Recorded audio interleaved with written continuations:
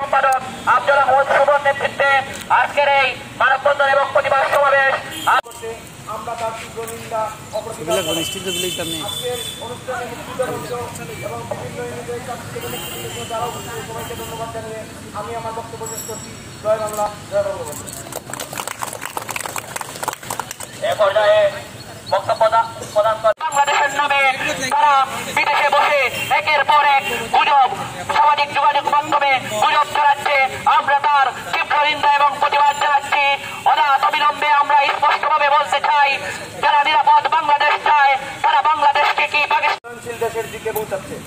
বর্তমানে পদ্মা সেতু থেকে শুরু করে বাংলাদেশ মেট্রো রেল দিকে প্রবেশ করেছে। আমরা বিশ্বাস করি জননেত্রী শেখ হাসিনার হাত ধরে ভবিষ্যৎ বাংলাদেশ উন্নয়নের চরম শিখরে পৌঁছাবে।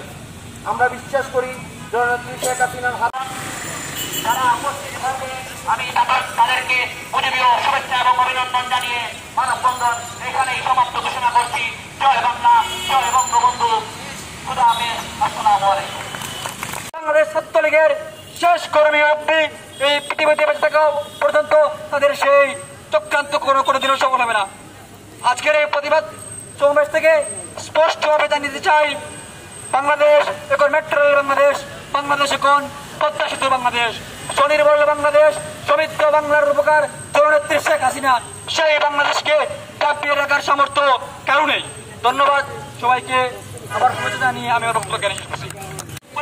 শিক্ষার্থীদের পরীক্ষার সময় হরতাল সারা বলার মাধ্যমে সাধারণ শিক্ষার্থীর লেখাপড়ার বিঘ্ন নিয়ে বিভিন্ন ধরনের কটূক্তিমূলক কথাবার্তা বলে তারা বাংলাদেশের এই সার্বিক পরিস্থিতিকে তারা দেখাচ্ছে বিশ্বের কাছে যে বাংলাদেশের এই জামাত শিবির তথা বিএনপিরা, এই বিএনপি এবং জামাত শিবিরের সাবেক ক্যাডাররা যারা দীর্ঘদিন এই সিলেটের রাজপথকে উত্তপ্ত করেছে, তারা বর্তমানে বিদেশে বসে প্রবাসে গিয়ে আমাদের জননেত্রী শেখ হাসিনা, বঙ্গবন্ধু তনয়া জননেত্রী শেখ হাসিনা ও ছাত্রলীগের সংগ্রামী সভাপতি দাদা দীপরাজ দাস দিবায়ন তাকে তার মূল্যবান বক্তব্য দেওয়ার জন্য বিশেষভাবে অনুরোধ জানাচ্ছি।